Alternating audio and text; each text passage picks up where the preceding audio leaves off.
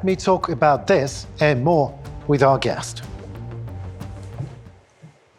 Glenn Grant, Lieutenant Colonel of British Army in retirement. Hello, Mr. Grant. Hello. Yeah, good afternoon. Good afternoon. As you know, Hamas attack on Israel. Was it Israel's intelligence fault? That's a rotten question. I think, absolutely. I mean, obviously, Hamas have been preparing this for a long time because you can't do what they did in a hurry. And I think that they've been preparing it and keeping the information as tight as they can. But I suspect that Israel, like many other countries, started to rely more and more and more on electronic means of intelligence gathering. And of course, one-to-one personal discussion downstairs in a cellar is impossible to hear unless you're one of those two people. So I think that that's what Hamas has done. They've gone back to basics and actually prepared themselves. I think also that it's quite likely that the Israelis have started to believe their own omnipotence and wondrousness because they've been successful so many times in the past. And then maybe they just got lazy and not really doing what they're supposed to do, just passing by, so to speak. But obviously they got it wrong, badly. Just passing by. Oh, all right. Well, was Netanyahu also just passing by? Is it his fault? Well, he wouldn't know. This is something. I mean, he wouldn't know because the intelligence services are the people that do these things. So Netanyahu relies totally upon what he's told. I mean, he doesn't know anything himself. I mean, he's the boss.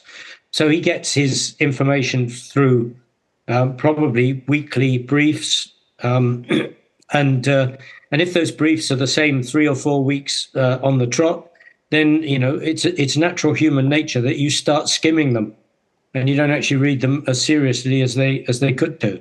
And obviously, that some of the people lower down who may have had an inkling of what was coming, that something bad is going to happen, right, may have been just too frightened to pass it up.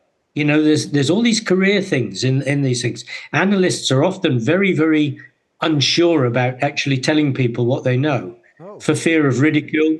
I mean, hey, look at me in 2018 when I told Poroshenko what was going to happen. We're going to go to war. So what happens? My internet gets trashed. Sorry, my Facebook gets trashed. My phone gets trashed, and that was from the Ukraine side. That wasn't from Russia.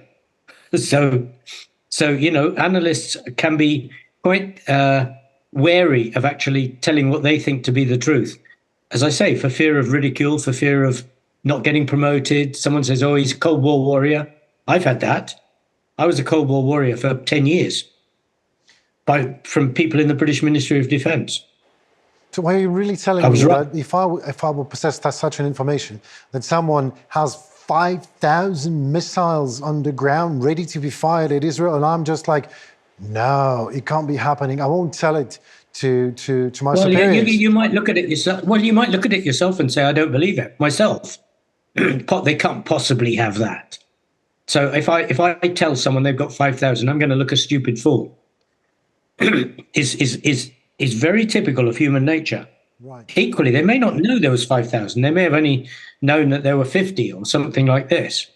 So you can't be sure. One end it's human nature, and the other end it's poor intelligence, and probably somewhere between the two of them lies the true answer. Do you believe the Kremlin is behind that in some way? Is Russian authorities involved? No, absolutely sure.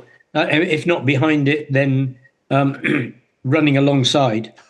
But I would think, directing them. I mean, almost certainly that there in the past there's been help, because we know Hamas has gone to Moscow, Hamas leadership has been in Moscow, so of course, and Putin needs this. I mean, he needs it to pull resources away from Ukraine. human resources, equipment, anything else. So my guess is that there will be something else after this. This will not be the only distraction we see. We'll see another one somewhere else. Like what? I don't know. Maybe a resurgence of Nagorno-Karabakh,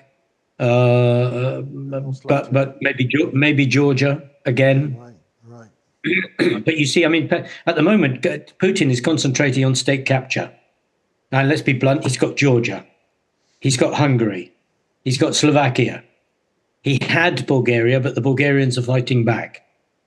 So in his mind, he might think he's doing quite well, especially if he knows that under the surface, he's got the possibility of another country. I mean, remember, Austria.